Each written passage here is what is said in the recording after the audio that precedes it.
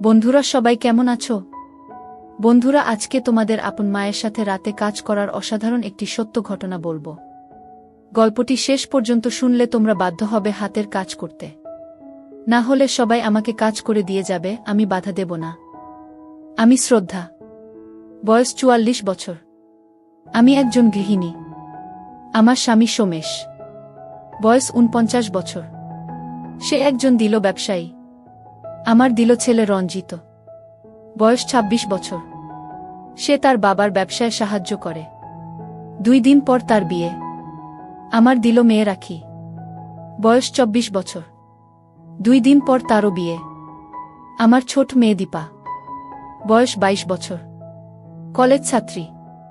আমার ছোট ছেলে প্রতাপ, বয়স ২০ বছর, কলেজ ছাত্র। আমি তার প্রেমে পাগল, আর সে আমার সাহায্যে বাড়ির অন্যান্য মেয়েদের কাজ করে দিয়ে তার প্রেমে পাগল বানিয়েছে। আর আমার পরিবারের নতুন সদস্য আমার দিল ছেলের স্ত্রী ভাবনা, বয়স ২২ বছর।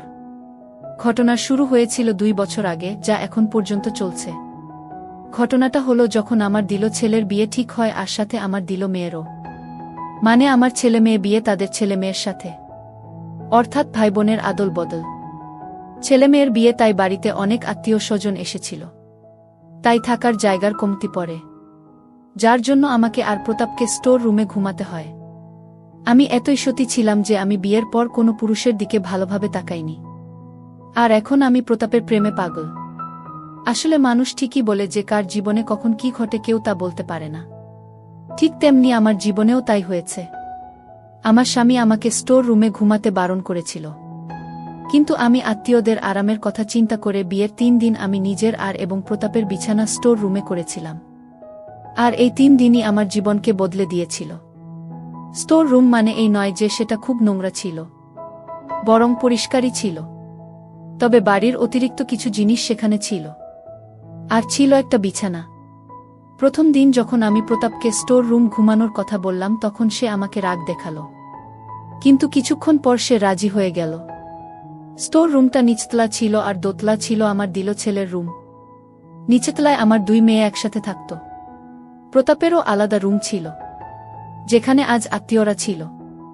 আর আমার রুমে ছিল আমার ননদ আর তার পরিবার। আর বাড়ির অন্যান্য জায়গায় অন্য আত্মীয়রা থাকল।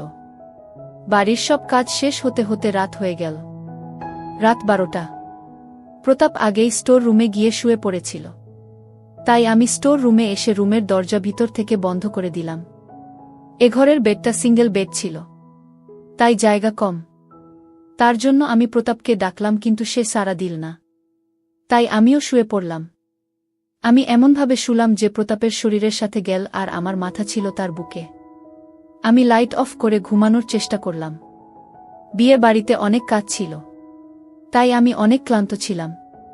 আর এই জন্য আমি কখন ঘুমিয়ে পড়ি তা জানি না। কিন্তু হঠাৎ ব্যথায় আমার ঘুম ভেঙে গেল, আর আমার মুখ থেকে চিৎকার বেরুবে ঠিক তখনই কেউ একজন আমার মুখ চেপে ধরল। তাই আমার মুখ থেকে আর চিৎকার বেরুল না। তাই আমি তার হাত থেকে বাঁচার জন্য ছটফট করছিলাম, তাকে ঠেলে দেওয়ার চেষ্টা করছিলাম, কিন্তু কিছুই করতে পারছিলাম না, কারণ আমার উপরে যে ছিল সে অনেক শক্তিশালী ছিল। ঠিক তখনই প্রতাপ বলে উঠল, মা, হয়ে গেছে মা, পুরোটাই নেমে গেছে। আমি আরও বেশি ছটফট করতে লাগলাম, কারণ আমার নিজের ছেলেই আমাকে কাজ করে দিচ্ছে। তার মধ্যে কোনো ভয় ছিল না যে এটা একটা বিয়ের বাড়ি। আমি তার থেকে পরিত্রাণ পাওয়ার জন্য আর কিছু বলার জন্য অনেক চেষ্টা করলাম, কিন্তু সে পুরো রাক্ষস হয়ে গিয়েছিল।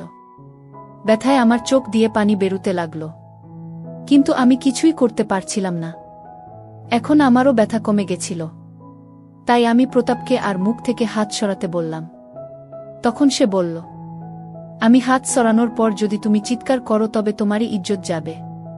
তাই আমি তোমার মুখ থেকে হাত সরালে তুমি চিৎকার না করে চুপচাপ কাজ করিয়ে নাও। মুখ থেকে হাত সরাতেই প্রথমে আমি জোরে জোরে নিঃশ্বাস নিলাম। তারপর তাকে আমার উপর থেকে সরানোর চেষ্টা করতে করতে ধীরে ধীরে বললাম, ছাড় আমাকে, আমি তোর মা। এসব বলতে বলতে তাকে সরানোর জন্য আমি তাকে ধাক্কা দিতে লাগলাম। এতে প্রতাপ রেগে গিয়ে আমার চুল ধরে বলল, যা হওয়ার তা হয়ে গেছে মা। একটু পর শুধু মজা আর মজা, এবারও সে আমার মুখ বন্ধ করে দিল। এতে আমি তার নিচে পানিহীন মাছের মতো ছটফট করতে লাগলাম। এভাবে কিছুক্ষণ পর ক্লান্ত হয়ে সে শান্ত হল। সে সময় আমি তাকে আমার থেকে আলাদা করার চেষ্টা করলাম, কিন্তু পারলাম না। ভিতরে ফেলতে নিষেধ করলাম, কিন্তু সে শুনল না। তার চেয়ে দিল কথা, তার সাথে সাথে আমিও আমার ছেড়ে দিলাম। কিছুক্ষণ প্রতাপ আমার উপরে থাকল আর জোরে জোরে নিঃশ্বাস নিতে লাগল, আর আমি তাকে নিচে পড়ে থাকলাম। কিছুক্ষণ পর যখন প্রতাপ নিস্তেজ হয়ে গেল, তখন আমি তাকে আমার উপর থেকে ধাক্কা দিয়ে সরিয়ে দিয়ে বিছানা থেকে উঠতে লাগলাম। কিন্তু এতই ব্যথা হচ্ছিল যে আমি আর উঠতে পারলাম না। তাই আমি বিছানায় শুয়ে কাঁদতে লাগলাম। প্রতাপও তখন চুপ করে থাকল। আমি নিজেই জানি না যে আমি কতক্ষণ ব্যথায় কেঁদেছি। আমি অনেক কষ্ট করে উঠে স্টোর রুমের বাইরে বের হয়ে বাথরুমে যাই। ঠিক তখনই প্রতাপ বাথরুমের বাইরে থেকে আমাকে ডাকতে লাগল, মা, তাড়াতাড়ি বের হও, আমি প্রসাব করব। তার কথা শোনা মাত্র আমার মনে হচ্ছিল যে বাইরে বের হয়ে তার গালে একটা থাপ্পড় দেই। কিন্তু বাড়িতে আত্মীয় থাকায় চুপ থেকে বাথরুমের দরজা খুলে বাইরে বের হয়ে তার দিকে রাগান্বিত হয়ে তাকালাম। প্রতাপ আমার দিকে তাকিয়ে মাথা নিচু করে বাথরুমে ঢুকে গেল। আমি তখন বাইরে দাঁড়িয়ে ভাবতে লাগলাম যে এখন আমি কোথায় যাব? নিজের ঘরে না মেয়েদের ঘরে? কিন্তু কোথাও জায়গা না থাকায় আমি আবার স্টোর রুমে এসে শুয়ে পড়লাম। কিছুক্ষণ পর প্রতাপও স্টোর রুমে এসে দরজা বন্ধ করে আমার পাশে শুয়ে পড়ল। সে আমাকে কাছে টেনে ধরল। এতে আমি রাগে তার গালে একটা থাপ্পড় দিলাম আর বললাম, কুত্তা হারামজাদা, তোর লজ্জা করল না? আমার কথা শুনে কাঁদতে লাগল আর বলল, মা, আমার ভুল হয়ে গেছে মা। জানি না কি হয়েছিল আমার মধ্যে যে নিজেকে কন্ট্রোল করতে পারিনি, তাই হয়ে গেছে। মা, দয়া করে বাবাকে এ নিয়ে কিছু বলো না। এসব বলে সে কাঁদতে কাঁদতে বিছানা থেকে নেমে মেঝেতে শুয়ে পড়ল। তার এ অবস্থা দেখে আমি তাকে আর কিছুই বললাম না, বরং চুপচাপ চোখে পানি নিয়ে ঘুমানোর চেষ্টা করলাম। আর ভাবতে লাগলাম যে কি থেকে কি হয়ে গেল, আর না জানি আগে আরও কি কি হবে। এসব ভাবতে ভাবতে কখন ঘুমিয়ে গেছি তা জানি না। আমার ঘুম ভেঙে গেল যখন আমি বুঝতে পারলাম যে কেউ আমার উপরে আছে। আমি আমার চোখ খুললাম। আমি আমার উপর প্রতাপকে দেখতে পেলাম। কেবল কাজ শুরু করবে ঠিক তখনই আমি তাকে জোরে ধাক্কা দিলাম, কিন্তু সে শক্ত করে ধরেছিল। আমি আবার পরাস্ত হলাম। প্রতাপ আবার আমার মুখ বন্ধ করে দিল। এখন স্টোর রুমে কিছুটা আলো ছিল, কারণ বাইরে হল রুমে লাইট জ্বালানো ছিল। তাই আমার একে অপরকে দেখতে পাচ্ছিলাম। মা, বেশি চিৎকার করো না, বাইরে আত্মীয় স্বজনেরা সব উঠে যাবে, তখন সবাই জানতে পারবে। আমার চোখ দিয়ে পানি পড়তে লাগল, কিন্তু প্রতাপ তবুও থামল না। আমি ছটফট করতে লাগলাম, তবে সে আমার মুখ থেকে হাত সরিয়ে নিল। কিন্তু আমি চিৎকার করতে পারলাম না, কারণ বাসা ভর্তি মেহমান। তাই তাকে নিচু সুরে বললাম, কেন এমন করছিস প্রতাপ? আমাকে ছেড়ে দে, আমি যে তোর মা। এসব বলতে বলতে আমি তাকে সরাতে লাগলাম, কিন্তু সে আমাকে শক্ত করে ধরে রাখল আর বলল, আর একটু মা। আমার চোখ দিয়ে পানি পড়তে লাগল। ঠিক তখনই বাইরে থেকে আমার দিল মেয়ে আমাকে ডাকতে লাগল, মা, অনেক বেলা হয়ে গেছে, ঘুম থেকে উঠো। এতে আমি তাড়াতাড়ি চোখ খুলে প্রতাপের দিকে তাকালাম। সে আমাকে চুপ করে থাকার ইশারা করল। তখন আমি তাকে বললাম, প্রতাপ, ছেড়ে দে আমায়, বাইরের সবাই আছে বাপ, আমি তোর মা। এটা পাপ। একথা বলে আমি যখন আবার উঠতে চেষ্টা করি তখন প্রতাপ আবার আমাকে বাধা দিল।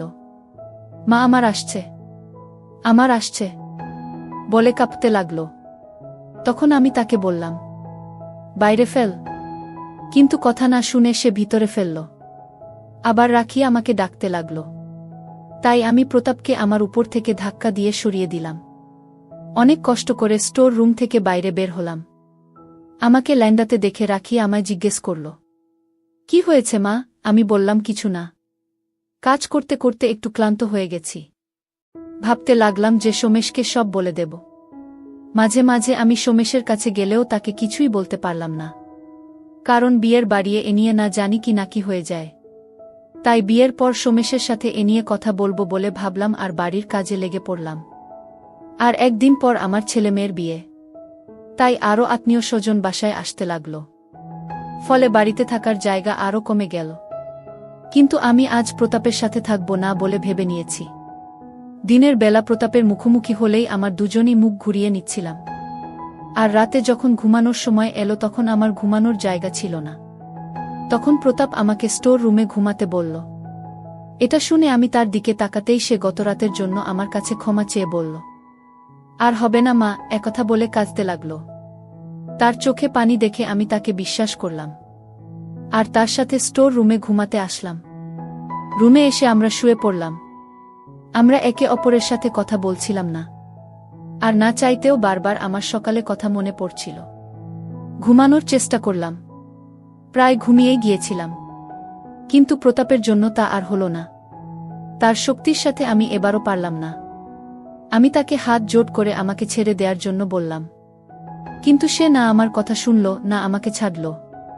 আমরা দুজনই জোরে জোরে নিঃশ্বাস নিতে লাগলাম। আমার চোখ দিয়ে পানি পড়তে লাগল, কিন্তু এতে প্রতাপের কিছু যায় আসে না। আমি কাঁদতে কাঁদতে ঘুমিয়ে পড়লাম। আমি একটা জীবন্ত লাশের মতো সব সহ্য করে নিচ্ছি। বাথরুমে গিয়ে আমি কাঁদতে লাগলাম, কারণ আমি কিছুই করতে পারছিলাম না। সারাদিন কাজের মধ্যেই গেল। রাতে পার্টি সেন্টারে বিয়ের জন্য দুই পরিবার এক হলাম। বিয়ের কার্যক্রম শুরু হয়ে গেল। হঠাৎ আমার একটা জিনিসের জন্য বাসায় যাওয়ার প্রয়োজন হল, কিন্তু আমি রাত 1টার সময় অন্য কারো সাথে যাওয়া নিরাপদ মনে করলাম না। তাই আমি প্রতাপকে নিয়ে গেলাম। বাসায় শুধু বয়স্ক আত্মীয়রা ছিল, আর বাকিরা সবাই ছিল পার্টি সেন্টারে। যখন আমি আমার ঘরে জিনিস নিতে আসলাম ঠিক তখনই প্রতাপ আমার ঘরে ঢুকে দরজা বন্ধ করে দিল। এটা দেখে আমি বললাম, প্রতাপ, কি দরজা বন্ধ করছিস কেন? আমি তার মতলব বুঝে গিয়েছিলাম। তাড়াতাড়ি আসো মা, আমাদের পার্টি সেন্টারেও যেতে হবে। তার একথা শুনে আমি ঘর থেকে বেরিয়ে যেতে লাগলাম। ঠিক তখনই প্রতাপ তার মোবাইল বের করে আমাকে একটা ভিডিও দেখাতে লাগল, যেখানে সে আমাকে কাজ করে দিচ্ছে। এটা দেখে আমি খুব ভয় পেয়ে গেলাম। তখন সে আমাকে বলল, উপরে আসো, না হলে এই ভিডিওটা আমি বাবাকে পাঠিয়ে দেব। তার একথা শুনে আমার ভয় আরো বেড়ে গেল। সে আবার বলল, তাড়াতাড়ি আসো মা, আমাদের আবার যেতে হবে। তার কথা শুনে আমি কাঁদতে লাগলাম আর বললাম, আমি তোর মা হই প্রতাপ। বললাম না, এটা কোনো সম্পর্ক বোঝে না। দেরি না করে তাড়াতাড়ি আসো, না হলে আমি এখনই বাবাকে এই ভিডিওটা পাঠিয়ে দিচ্ছি। আমি তার কথা শুনে কাঁদতে কাঁদতে তার পাশে বসলাম। সে উপরে বসতে বলল। আমার চোখ দিয়ে তখন পানি বের হতে লাগল, কিন্তু আমার কিছু করার ছিল না। তখন প্রতাপ বলল, মা তুমি একটু একটু নাচো। তার একথা শুনে আমি তার গালে একটা জোরে থাপ্পড় দিলাম। তখন সে হাসতে হাসতে বলল, যত দেরি করবে ততই আমাদের যেতে দেরি হবে। আমি আবার বললাম, কিছু তো লজ্জা থাকার দরকার তোর। আমি তোর মা, আজ তোর ভাই বোনের বিয়ে। তুমি সে আমার কোনো কথাই শুনল না। তুমি যে কত সুন্দর তা তুমি নিজেই জানো না। তোমার এই সৌন্দর্যের জন্য আমি বাধ্য হয়েছি। আমি জানি তুমি আমার মা, আর আমি তোমার সম্মতিতে এসব হবে না। দুঃখিত মা, তুমি আসলেই অনেক সুন্দরী। তার মুখে এসব কথা শুনে আমি খুব খুশি হলাম। প্রতাপের মুখ থেকে মা ডাক শুনে আমি মনে হলো আমি এসব কি করছি। তাই আমি তাড়াতাড়ি সব কাপড় ঠিকঠাক করলাম। তারপর জিনিসপত্র নিয়ে ঘর থেকে বের হলাম। কিছুক্ষণ পর প্রতাপও ঘর থেকে বের হয়ে আসলো। আমরা একে অপরের সাথে কোনো কথা না বলে সোজা পার্টি সেন্টারে চলে আসলাম। এখানে এসে সোমেশ আমার সাথে রাগারাগি করল দেরি করার জন্য, কিন্তু আমি তাকে কি করে বলি যে একটু আগে আমার সাথে কি কি ঘটেছে। ঠিক তখনই আমার নজর প্রতাপের উপর গেল। সে আমাকে দেখে চোখ মারল। এতে আমি রাগ না হয়ে লজ্জা পেয়ে গেলাম।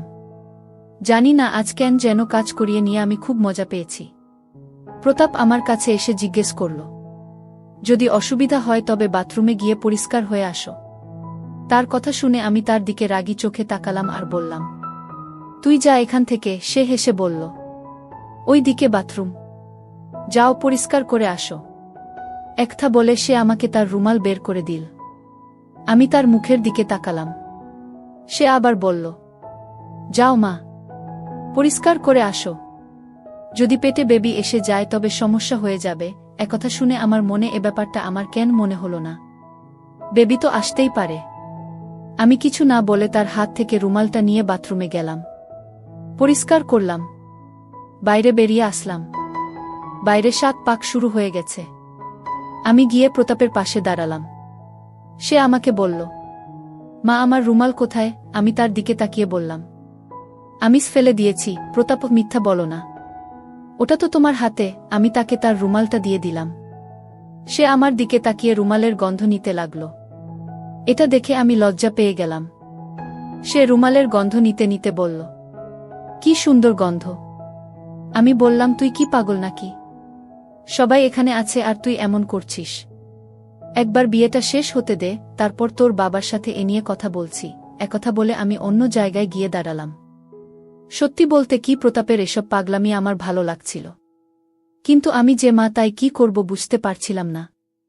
তারপর বিয়ের সব কাজ শেষ করে রাখিকে বিদায় দিয়ে আমার ছেলের বউ রাখিকে নিয়ে বাসায় আসলাম। সারারাত সবাই জাগা ছিলাম, তাই বাসায় এসে কিছু অনুষ্ঠান শেষ করে ঘুমানোর প্রস্তুতি নিচ্ছিলাম। কিছু আত্মীয় চলে গিয়েছিল আর কিছু ছিল। ছেলের বাসর ছিল পরের রাতে। রাতে যখন ঘুমানোর সময় আসলো, তখন প্রতাপ আমাকে স্টোর রুমে ঘুমানোর ইশারা করল। আমি তাকে থাপ্পড় দেখিয়ে নিজের ঘরে এসে শুয়ে পড়লাম। কারণ এখন বাড়ি প্রায় ফাঁকা, তাই থাকার জায়গা অনেক। কিন্তু প্রতাপের সাহসের তারিফ করতে হবে, কারণ শোয়ার কিছুক্ষণ পর আমার মনে হলো কেউ আমার উপরে। আমি চোখ খুলে দেখি প্রতাপ।